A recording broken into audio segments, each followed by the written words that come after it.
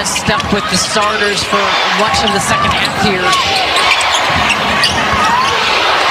Landing Hamilton for three. Sack coach now.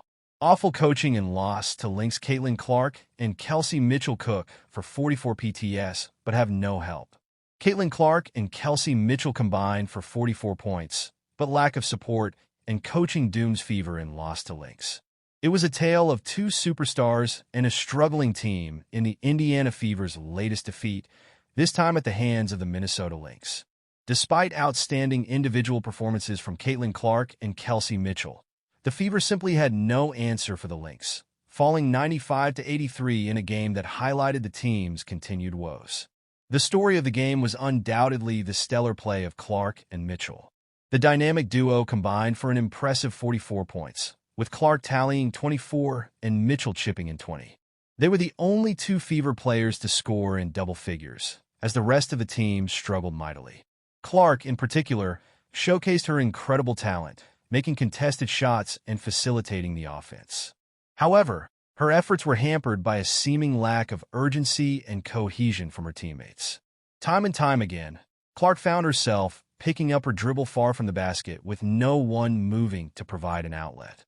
The rest of the Fever roster appeared content to stand and watch, rather than actively seek to get open or create scoring opportunities. This passive, stagnant offensive approach was a major thorn in the Fever's side all night. Their half-court offense was virtually non-existent, reduced to simply dumping the ball into the post and hoping for the best. The team's inability to generate easy scoring chances or find open shooters put an enormous burden on Clark and Mitchell to carry the load. Defensively, the Fever were also lacking. They struggled to rotate and communicate, leading to numerous open looks for the Lynx. Minnesota's players were often able to freely move the ball and find the open man, exposing Indiana's defensive shortcomings. Head coach Christie Side's inability to make effective in-game adjustments was also a glaring issue. The Fever once again started slow, falling behind early, and then failed to find their footing in the second half. This has become a concerning trend for Indiana, as they seem unable to maintain their focus and intensity for the full 40 minutes. The Fever's rotation also raised some eyebrows, as sides opted to limit the minutes of starters Katie Lou Sampson and Aaliyah Boston, who combined for just 24 minutes.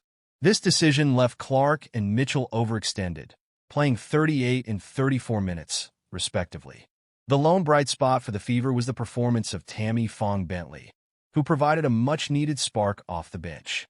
In just 16 minutes of action, Fong-Bentley recorded 7 points and 5 rebounds, showcasing the kind of energy and impact the team needs from its role players.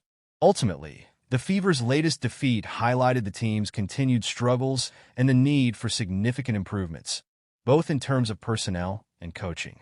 While Clark and Mitchell have proven they can carry the team on their backs, they can't do it alone.